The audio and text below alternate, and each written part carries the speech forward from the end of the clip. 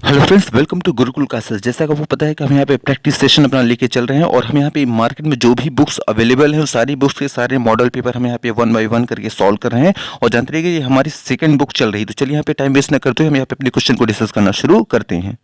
First number देखिए, question आया है, पृथ्वी का सूर्य और चंद्रमा से संबंध, चंद्र ग्रहण, सूर्य ग्रहण, दिन एवं रात आदि का अध्ययन किसमें किया जाता है। देखो ऑप्शन ए में है गणितीय भूगोल, बी नंबर पे है खगोलीय भूगोल, सी नंबर पे है प्रादेशिक भूगोल और डी में है इनमें से सभी। तो जानते रहिएगा इन सभी का अध्ययन किया जाता है खगोलीय भूगोल में। खगोलीय भूगोल देखिए कहाँ है, ऑप्शन नंबर बी। तो बी नंबर को हम क्लिक कर। सेकंड नंबर देखिए, क्वेश्चन आया हुआ है, जीवों के पारिस्थितिक कारकों का योग पर्यावरण है, यह कथन किसका है। तो जानते रहिएगा जीवों का पारिस्थितिक कारकों का योग पर्यावरण है, यह कथन है ए फिटिंग का। ए फिटिंग देखिए कहाँ है, देखिए आया है ऑप्शन नंबर ए। तो ए नंबर को हम क्लिक कर देंगे। फिर देखिए थर्ड नंबर क्वेश्चन क्या कर रहा है, निम्नलिखित में से कौन पृथ्वी का सबसे आंतरिक भाग है। देखिए ऑप्शन में है सियाल, बी नंबर है सीमा, सी नंबर पर है नीफे और डी में है इनमें से कोई नहीं। तो जानते रहिएगा हमारा जो सही ऑप्शन है ऑप्शन नंबर है सी नीफे। तो देखिए नीफे कहाँ है, ऑप्शन नंबर सी। तो सी नंबर को हम क्लिक कर देंगे। फोर्थ नंबर देखिए क्वेश्चन क्या कह रहा है, निम्नलिखित में से कौन परतदार चट्टान है। देखिए ऑप्शन ए में है संगमरमर, बी नंबर पर है स्लेट, सी नंबर पर है खड़िया, डी में है बेलसार। तो जानते रहे चारों में जो हमारे ऑप्शन नंबर जो सी है खड़िया, जानते रहे खड़िया जो है ये परतदार चट्टान की कैटेगरी में आता है, इसलिए हम सी नंबर को क्लिक कर देंगे। फिफ्थ नंबर देखिए क्वेश्चन क्या कह रहा है कि निम्नलिखित में से कौन सी चट्टान कायांतरित है। देखिए ऑप्शन में है ग्रेनाइट, बी नंबर पर है बेलसार, सी नंबर पर है स्लेट और डी नंबर पर है डोलोमाइट। तो जानते रहिएगा इसमें जो हमारा सही ऑप्शन है ऑप्शन नंबर सी है, जो स्लेट है ये है कायांतरित चट्टान। तो इसलिए हम सी नंबर को क्लिक कर दें। नंबर देखिए क्वेश्चन आया हुआ है कि विभ्रंश विभ्रंश घाटी किसके परिणाम स्वरूप बनती है। देखिए ऑप्शन ए में है वलन, बी नंबर पे है भ्रंशन, सी नंबर पे है भूकंप और डी में है इनमें से सभी। तो जानते रहिएगा विभ्रंश घाटी जो है वो बनती है भ्रंशन के परिणाम स्वरूप। भ्रंशन देखिए कहाँ है, दिखा है ऑप्शन नंबर बी। तो बी नंबर को हम क्लिक कर।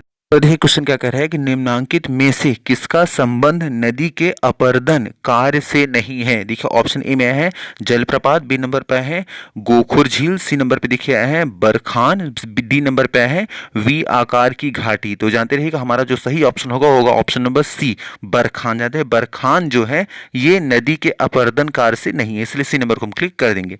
फिर देखिए 8 नंबर क्वेश्चन क्या कह रहा है कि ब्रह्मांड किरणों का परिलक्षण किस मंडल में किया जाता है। देखिए ऑप्शन में है क्षोभ मंडल, बी नंबर पर है समताप मंडल, डी नंबर देखिए सी नंबर पर है आयन मंडल और डी नंबर पर है बाह्य मंडल। तो जानते रहिएगा ब्रह्मांड किरणों का परिचालन वो किया जाता है आयन मंडल में। आयन मंडल देखिए कहाँ है, दिखा है ऑप्शन नंबर सी। तो सी नंबर को क्लिक कर। 9 नंबर देखिए क्वेश्चन क्या कह रहा है कि किस जलवायु प्रदेश में वर्ष पर्यंत वर्षा होती है। इसका मतलब कि कौन सी ऐसी जलवायु जहां वर्षा जो है पूरे वर्ष होती है। देखिए ऑप्शन ए में है चीन तुल्य प्रदेश, बी नंबर पे देखिए है मानसूनी प्रदेश, सी नंबर पे है विषुवत रेखीय और डी नंबर पे है भूमध्य सागरीय। तो जानते रहिएगा हमारा जो सही ऑप्शन होगा होगा ऑप्शन नंबर सी विषुवत रेखीय। जो विषुवत रेखीय जो प्रदेश होते हैं वहां वर्ष भर वर्षा होती है, तो इसलिए सी नंबर को हम क्लिक कर देंगे। नेक्स्ट नंबर देखिए क्वेश्चन है, और अभी क्वेश्चन अभी कट रहे हैं, पहले जितना दिख रहे हैं पहले उसको सभी क्वेश्चन को डिस्कस कर लेंगे, फिर जो नहीं दिख रहे हैं फिर इसको हम डिस्कस करेंगे। देखिए ऊपर आ जाएंगे 16 नंबर देखिए 60 नंबर देखिए क्वेश्चन क्या कर रहा है,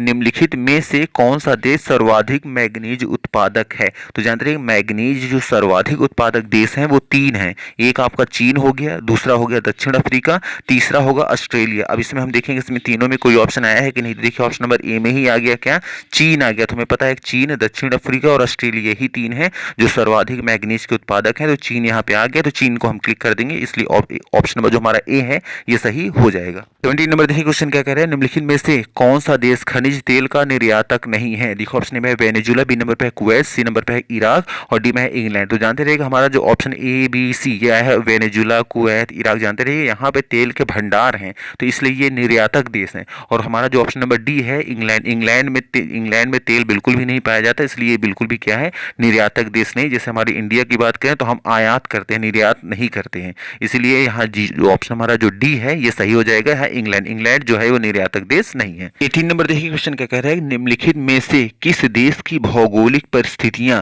कहवा, कहवा मतलब कॉफी की खेती के लिए सर्वाधिक अनुकूल है। तो जानते रहिएगा कॉफी के लिए कॉफी जिसे आप हिंदी में कहवा कहते हैं, उसकी खेती के लिए सर्वाधिक जो कह रहे हैं कि भौगोलिक परिस्थितियां जो एकदम अनुकूल हैं वो कौन कौन से देश हैं। तो जानते रहिएगा ब्राजील हो गया, वियतनाम हो गया, कोलंबिया हो गया, इंडोनेशिया हो गया, इथोपिया, ये इतने हैं। टोटल 5 कंट्री हैं। फिर से नाम बता दें आपको, Brazil, Vietnam, Colombia, Indonesia, Ethiopia, ये जितनी हैं इनकी भौगोलिक परिस्थितियां बहुत ही अच्छी हैं किसके लिए, कॉफी या फिर जिसे आप हिंदी में कहवा भी कहते हैं। तो हम यहाँ देखेंगे इनमें से कोई नाम आया है या नहीं। देखिए ऑप्शन नंबर देखिए सी में आ गया है ब्राजील, तो ब्राजील यहाँ पे आ गया, तो ब्राजील को हम क्लिक कर देंगे सी नंबर ऑप्शन को।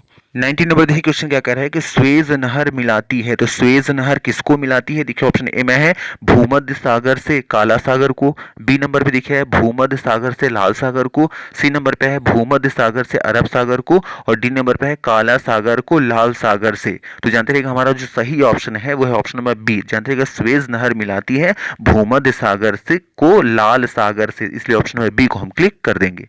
नेक्स्ट देखिए 10 नंबर देखिए क्वेश्चन क्या कह रहा है कि सर्वाधिक लवणता निम्नांकित में से किस झील में पाई जाती है। देखिए ऑप्शन ए में है सांभर झील, बी नंबर पर है वान झील, सी नंबर पर है ग्रेट सॉल्ट लेक, और डी में है मृत सागर। तो जानते हैं सर्वाधिक लवणता वाली जो है पाई जाती है वो पाई जाती है वान झील में। वान झील देखिए कहाँ है, देखिए ऑप्शन नंबर बी, तो बी नंबर को हम क्लिक कर देंगे। फिर देखिए 11 नंबर क्वेश्चन क्या कह रहा है सदाबहार वन निम्नलिखित में से किस जलवायु प्रदेश में पाए जाते हैं। देखिए ऑप्शन ए में है भूमध्य सागरीय जलवायु प्रदेश, बी नंबर पर है विषुवत रेखीय जलवायु प्रदेश, सी नंबर पर है रेगिस्तानी जलवायु प्रदेश, और डी में है टैगा जलवायु प्रदेश। तो जानते रहिएगा सदाबहार वन जो है सर्वाधिक जो पाए जाते हैं वो पाए जाते हैं विषुवत रेखीय जलवायु प्रदेश में। देखिए ऑप्शन नंबर देखिए कहाँ है, ऑप्शन नंबर बी, तो बी नंबर को हम क्लिक कर देंगे। फिर देखिए 12 नंबर देखिए क्वेश्चन क्या कह रहा है उच्च जन्म दर एवं उच्च मृत्यु दर वाला महाद्वीप है। तो सबसे ज्यादा उच्च जन्म दर और उच्च मृत्यु दर वाला महाद्वीप कौन सा है। तो जानते रहिएगा वो है अफ्रीका। अफ्रीका देखिए कहाँ है, देखिए है ऑप्शन नंबर सी,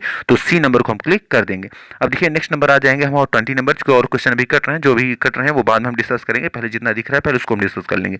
20 नंबर देखिए क्वेश्चन क्या कह रहा है विश्व को प्राकृतिक प्रदेशों में बांटने की योजना किसने बनाई। जानते रहिए फिर सुन लीजिएगा, विश्व को प्राकृतिक प्रदेशों में बांटने की योजना किसने बनाई थी। तो वो बनाया था हर्बर्टसन ने। तो हर्बर्टसन ने देखिए कहाँ है, देखिए आया है, देखिए ऑप्शन नंबर ए में है हर्बर्टसन, तो ए नंबर को हम क्लिक कर देंगे। इन्होंने विश्व को प्राकृतिक प्रदेशों में बांटने की योजना बनाई थी। फिर देखिए 21 नंबर क्वेश्चन क्या कह रहा है फोसा मैग्ना घाटी किस देश में स्थित है। तो जानते रहिएगा फोसा मैग्ना घाटी जो है वो स्थित है जापान में। जापान देखिए कहाँ है, देखिए ऑप्शन नंबर ए, तो ए नंबर को हम क्लिक कर देंगे।